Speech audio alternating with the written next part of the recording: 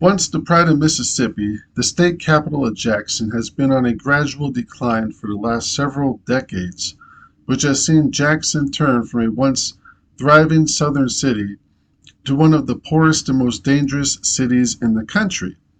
But how did this happen? Many people today may not believe that at one time Mississippi was one of the wealthiest states in the country, with more millionaires than any other state. And almost all of this wealth was thanks to King Cotton, with Mississippi being the number one cotton producer, growing over 4 million bales per year, nearly 3 times what the state produces today. And nearly all of this was accomplished through the exploitation of slaves. In 1860, just 1 year before the outbreak of the Civil War, the population of black slaves far outnumbered even that of free whites. Over 460,000 black Mississippians were enslaved at the time. But all that changed just 5 years later when the Civil War ended in 1865 and the slaves were freed. In a desperate attempt to regain their riches, Mississippi, like many southern states, embraced convict leasing, a form of slavery in itself.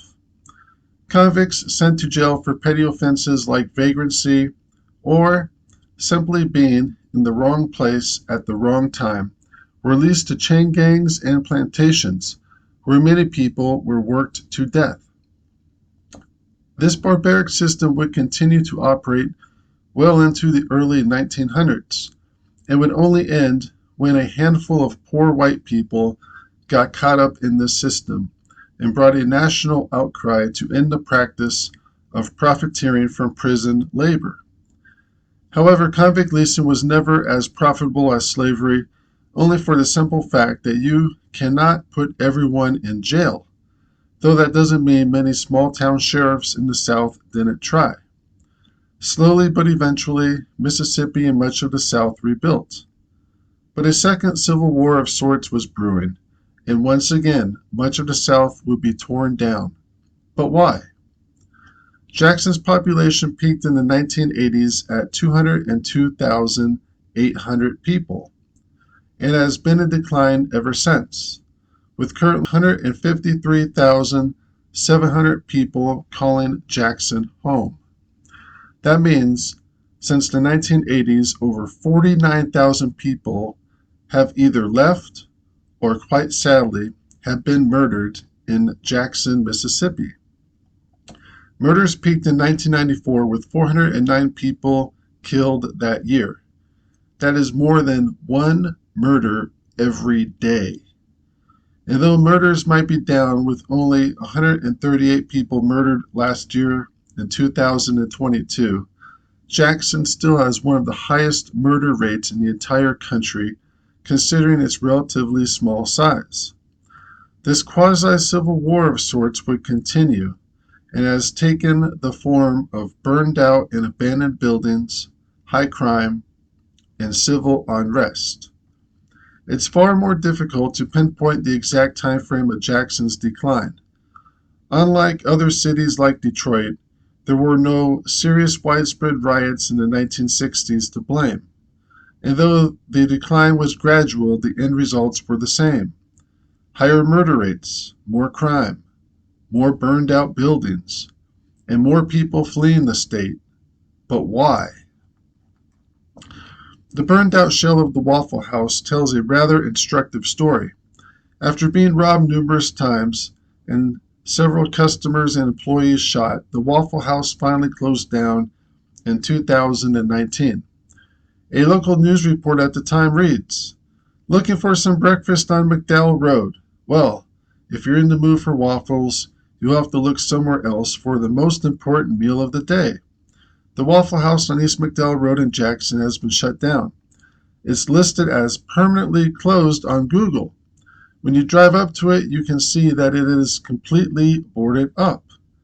This particular Waffle House has been the target of violence in the past. In January, an employee was shot in the stomach during an attempted robbery at this location. Ends the newspaper story. And when businesses close, more people leave, leaving behind empty houses and buildings. There are currently over 4,000 empty buildings in Jackson, Mississippi, and that may even be a low estimate.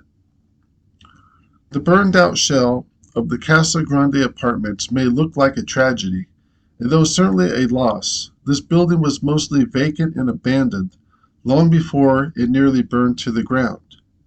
Built in 1972, the Casa Grande has 89 units and at one time might have been a nice place to live. Then 2 years ago in 2021, the Casa Grande apartments mysteriously caught fire, an occurrence that seems to happen quite often in Jackson, Mississippi. The city of Jackson has made several attempts to create a plan to demolish and clear the property, which it claims will cost approximately $350,000 to accomplish. The property currently sits in its burned out state as the city weighs its legal options. Trying to run a business in Jackson can be difficult. Tell that to the owners of the Hilltop Inn Motel, which also mysteriously burned down just 3 years ago. Prior to burning down, the motel had some serious financial difficulties, and looking at some of the customer reviews online gives us a clue as to why.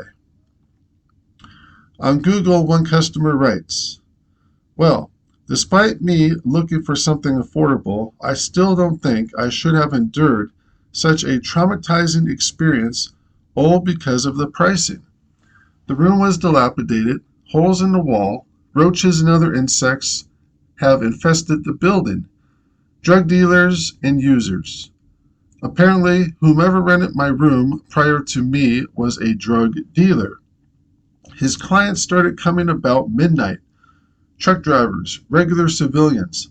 They knock on the door. I say whoever you are looking for has checked out. They would then ask to where, when, why, and all of that. Then they finally leave, only to return 30 minutes later. Towels, linen was hideous. Of course I had bed bug spray, my own plastic, covers, and cleaning supplies and linens," ends the customer review. So operating a business in a high crime and drug environment usually does not end well, as it did for the Hilltop Inn. While on the other hand, some closed businesses appear to have been mismanaged. One of those is the Smart Wonders Child Daycare, which closed, leaving behind an empty building. One online reviewer writes, "I would not recommend this daycare. This daycare cannot keep qualified teachers. It's very unsanitary and especially isn't fit for infants, toddlers. The owner makes everything sound nice and sweet, but in actuality she doesn't really care for the children. My child has come home numerous times with tiny bug bites. Please choose another daycare in the area," ends the customer review. However, none of this seems to have affected the Jackson Sports Bar across the street, though they do come prepared with some heavy-duty window fixtures as well. While other businesses simply relocated to a different part of Mississippi, they still leave behind buildings no one else wants to fill. That's the case with the Coca-Cola bottling plant in Jackson, which opened in 1949 and employed about 300 people. While other businesses had a more mysterious demise, such as that of the Terry Moore Motel, located across the street from the Coca-Cola bottling plant. Almost no information exists online except what we can find on an Amazon store selling what appears to be a vintage postcard from 1962 with a picture of the Terry Moore in its heyday. The postcard reads, "Terry Moore Hotel Courts, 132 modern rooms and restaurant, Jackson, Mississippi." The postcard currently sells for the priceless sum of $18.99, and it may even be a collectible item. Anyone getting tired of all these stories of burned out businesses and want to switch gears and Do some shopping for your next dream home? Well, sit right back and enjoy because Jackson, Mississippi is a buyer's market. Even with property prices being outrageously expensive in many parts of the U.S. after the COVID inflation, Jackson, Mississippi does not have that problem. Homes can be purchased for as little as a few $1,000s. Though, if you want something sort of livable, you may have to spend a little bit more money. Ignoring the burned out homes, here's a nice little 2-bedroom, 1-bath house built in 1950 for only $11,900. That's probably much less than what most people spend in rent each year. Or, if you're a bigger person and need more room, here is a 1,700 square foot house built in 1974, with central air conditioning, I might add, for only $24,500. And it's even possible the owner may throw in some of the junk in the yard. Not that his next door neighbor minds, being his house is all boarded up. And once you purchase your new house, it's time to buy some furnishings. But don't bother stopping at the local Jackson Mall. Opened in 1978, the Metro Center Mall must have been quite impressive back in the day. This 2-story mall has over 1.25 million square feet of shopping space and was once home to over 60 stores, including a Dillard's department store, a Sears, and even a movie theater, all of which are gone today. It is said the Metro Center's troubles began in the late 1990s, and by 2006, Dillard's was closed, followed by Sears in 2012, when by that time the mall was just a shell of its former self. Though many malls throughout the U.S. have fallen on hard times, the Metro Center's troubles began before online shopping really caught on. And it's likely, even if Amazon was never invented, the Metro Center still would have went out of business, as it's surrounded by blight and boarded up businesses. Over a decade after foreclosure, the mall's future remains uncertain, as plans to revitalize the building have failed. Large parts of the Metro Center are currently owned by the county government, which repossessed certain businesses for unpaid taxes. However, some Jacksonians continue to say there is hope, as many parts of the mall are still in relatively good condition, as the empty buildings await their next business tenant, which of course might not ever happen. And if you think things are starting to look a little hopeless, you're probably not alone. But even in all this despair of burned down and boarded up buildings, how many other cities in the world can claim they at one time had a Ferrari dealership? The exact details of when Ferrari started selling cars in Jackson isn't entirely clear, or even when this dealership went out of business. But what is clear is at one time, Jackson, Mississippi was promising enough for Ferrari to open one of their very own dealerships and sell some of the most expensive cars in the world right here in Jackson. But will those good times ever return? We can always hope. Now let's get back to some more burned out and boarded up buildings. Once a Best Western and later a Metro Inn, this hotel was the site of a grisly murder in 2011 when a group of white teenagers beat a black factory worker to death and then viciously ran him over with their car. 10 people were convicted of various crimes ranging from assault to murder, and one of those people is still in prison today serving several life sentences. The Metro Inn probably would have still went out of business, but this crime likely hastened its demise. And across the street from the former Metro Inn is yet another burned out hotel. An unknown fire ripped through half of the Hotel O, leaving half the building gutted and the other half in apparently good condition.